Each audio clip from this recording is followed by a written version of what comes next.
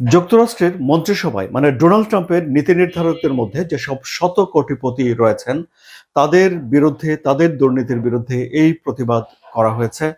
অভিবাসীদের বিরুদ্ধে এবং ট্রান্সজেন্ডারদের বিরুদ্ধে যুক্তরাষ্ট্রের যেসব পলিসি নেওয়া হচ্ছে ডোনাল্ড ট্রাম্পের সময়ে, সেগুলোর বিরুদ্ধে এই প্রতিবাদ করা হয়েছে। কিন্তু প্রতিবাদে যারা অংশগ্রহণ করেছেন তারা অবশ্য অনেক বেশি কিছু সেখানে আলাপ আলোচনা করছেন। তারা সেখানে আহ, ইসরায়েল ফিলিস্তিন পরিস্থিতি নিয়ে আলাপ আলোচনা করছেন। তারা সেখানে রাশিয়া ইউক্রেন যুদ্ধ বন্ধের প্রসঙ্গ নিয়ে কথা বলছেন।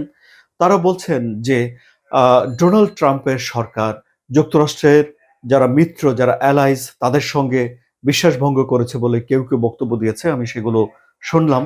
মোটামুটিভাবে ডোনাল্ড ট্রাম্পকে যে কোনোভাবে সমালোচনা করার যতগুলো উপায় রয়েছে, সে সব উপায়গুলো ধরেই সেসব বিষয়েই ডোনাল্ড ট্রাম্প এবং তার সরকারের সমালোচনা হচ্ছে এই প্রোটেস্টে।